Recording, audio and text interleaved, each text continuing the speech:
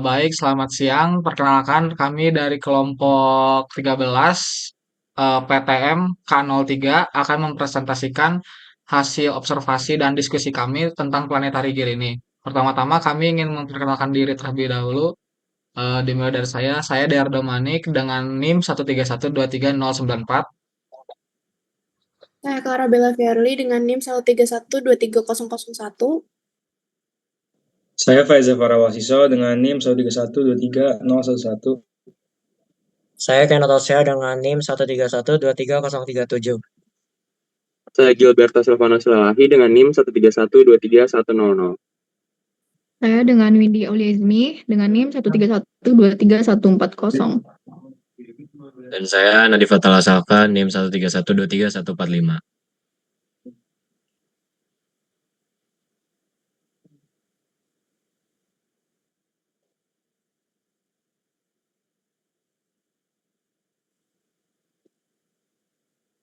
Jadi, planet adalah sistem mekanisme yang kebanyakan dipakai pada sistem transmisi yang digunakan untuk merubah arah putar sehingga memungkinkan unit untuk bergerak maju atau mundur.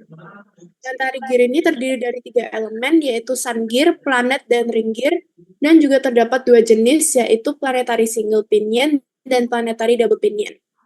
Pertama kali ditemukan dari sketsa Leonardo da Vinci sekitar abad ke-15 hingga awal abad ke-16 dalam koleksi catatan dan manuskripnya yang dikenal sebagai Codex Atlanticus dan Codex Madrid.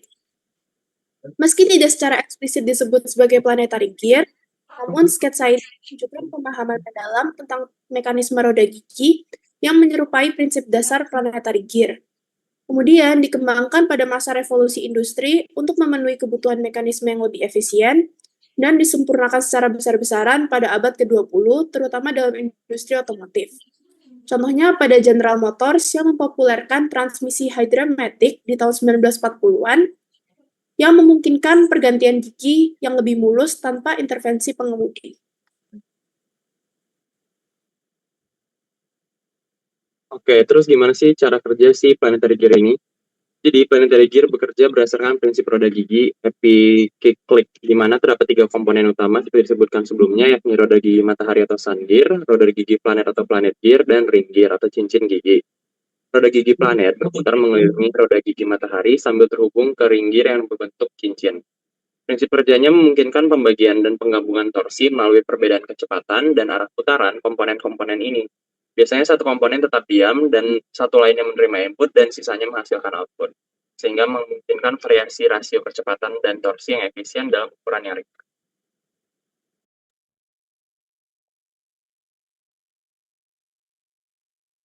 Baik, selanjutnya yaitu fungsi-fungsi planetary atau floral planetary gear bearing. Secara umum dapat dibedakan menjadi 3, yaitu mengatur fungsi transmisi, mengatur momen mesin, dan mengatur arah gerak. Untuk mengatur sistem transmisi sendiri secara spesifik dapat dibedakan menjadi 3. Yang pertama itu perubahan percepatan, di mana planetary gear memungkinkan perubahan halus antara berbagai kecepatan, baik untuk akselerasi maupun deselerasi.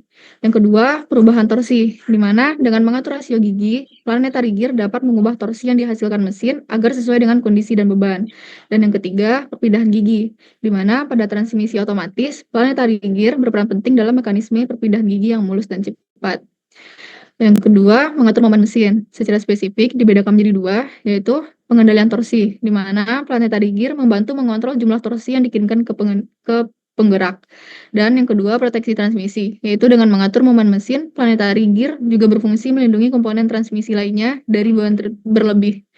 Dan yang ketiga yaitu mengatur arah gerak. Mengatur arah gerak ini secara spesifik juga dapat dibedakan menjadi 2. Yang pertama, maju dan mundur, di mana planetary gear mengatur arah gerak maju dan mundur dengan cara yang efisien.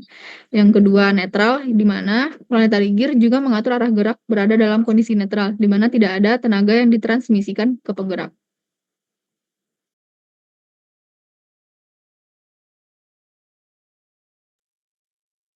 Selanjutnya ada jenis-jenis dari planetary gear.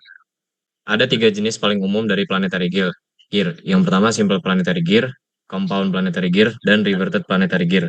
Dan aspek yang paling membedakan dari ketiganya adalah komponen pengoperasian dan pengaplikasian. Untuk simple planetary gear, komponennya terdiri dari sun gear, planetary pinion gear, dan ring gear. Dan untuk pengoperasiannya, sun gear berfungsi sebagai input, sedangkan ring gear dapat berfungsi sebagai output atau tetap diam.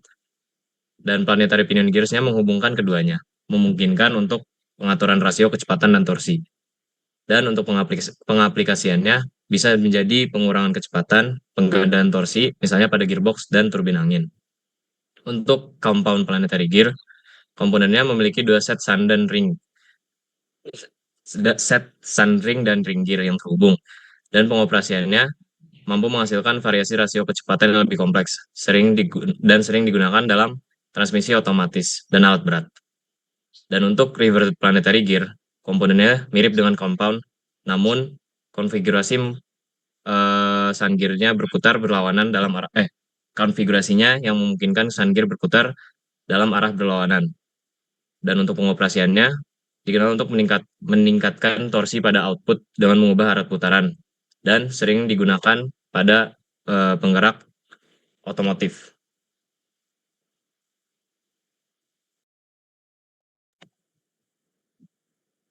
Nah, untuk komponen-komponen planetary gear-nya itu, secara yang kita sudah kunjungi di MIS itu ada 3, utamanya yaitu sun gear, yaitu di poros tengah ini. Terus planet gear atau floral planet gear, yaitu di antara sun gear dengan ring gear. Ring gear itu di paling luarnya. Jadi karena bentuknya yang seperti bunga, maka dinamakan planet gear-nya itu floral. Nah, habis itu selain di MIS sebenarnya untuk planetary gear sistem yang sesungguhnya itu ada yang namanya carrier, planet carrier. Jadi ini itu buat yang mendapatkan output torsi dari planet gear-nya. Sedangkan untuk inputnya itu bisa dari shaft dari sun gear-nya atau enggak dari ring gear-nya, tergantung konfigurasinya. Nah, jadi ini sebenarnya sistem transmisinya aja. Jadi kayak gimana nanti dari sun gear mendapatkan torsi dari mana, terus dari ring gear dapat torsi dari mana, itu sebenarnya mereka saling berkorelasi satu sama lain. Jadi saling berhubungan satu sama lain antara planetary gear sistem satu dengan yang lainnya. Next. Nah, jadi sebenarnya ini fungsinya kalau diringkas saja itu sun gear itu kan yang ada di tengah, dia itu sebenarnya input utama. Dan dia itu yang akan nantinya menggerakkan si planet gear-nya. Nah, planet gear ini akan menerima putaran dari si sun gear, lalu hasilnya itu akan diteruskan ke planet carrier. Nah, tapi sebenarnya torsi yang didapatkan itu nggak cuma dari sun gear, tapi juga dari ring gear. Tergantung nanti sistemnya mau dibuat seperti apa, transmisinya. Nanti ring gear ini juga mempunyai input dari planetary gear system yang lain. Nah, ring gear ini sebenarnya karena sebenarnya dia itu mempunyai beban yang sangat berat, jadinya itu dia bisa dianggap sebagai stasioner atau gear yang diam saja. Nah, kondisi ini sebenarnya bisa aja terjadi karena adanya kopling atau enggak dengan sendirinya.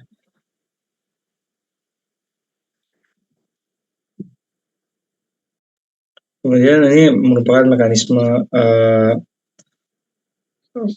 planetary gear pada transmisi matic. Sistem transmisi matic dalam planetary gear-nya terdapat 2 input dan 1 output. Inputnya dari ring gear dan sun gear, sedangkan outputnya dari carrier. Dapat didapatkan variasi kecepatan sebagai berikut. Jadi sun gear berputar dan ring gear diam. Itu outputnya merupakan sepertiga dari input. Kemudian sun gear dan ring gear berputar dengan kecepatan yang sama sehingga output sama dengan input. Kemudian terakhir sun gear diputar ke arah yang berlawanan menyebabkan reverse.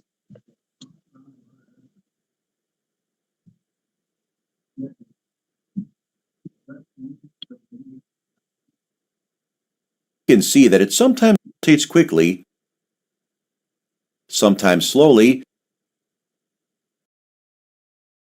and sometimes even in reverse. But how does this happen? Oke, selanjutnya Adapun aplikasi planetary gear dalam berbagai industri, kami membaginya menjadi 4, yaitu ada industri otomotif, energi, robotika, otomasi, industri berat dan konstruksi. Sudah jelas pada industri otomotif, planetary gear berfungsi sebagai transmisi otomatis, sistem drivetrain, dan diferensial pada kendaraan. Lalu di industri energi, pada gearbox turbin angin, jelas untuk meningkatkan putaran, lalu ada turbin air dan energi surya. Selanjutnya pada robotika dan otomasi, pada robot industri digunakan untuk menggerakkan lengan robot dengan presisi yang lebih tinggi. Pada exoskeleton menyalurkan tenaga untuk mendukung pergerakan. Lalu sistem conveyor mengatur kecepatan sabuk dalam jalur produk otomatis. Lalu yang terakhir ada industri berat dan konstruksi, misalkan pada mesin ekskavator yang lagi-lagi untuk meningkatkan torsi, untuk penggalian, lalu kren dan derek, mengontrol kecepatan, pengangkatan dan penurunan beban, lalu pada bulldozer untuk menyalurkan tenaga mesin ke roda untuk mendorong material. Oke, mungkin sekian dari kelompok kami. Mohon maaf bila ada kesalahan dalam menyampaikan suatu kata. Terima kasih, selamat siang.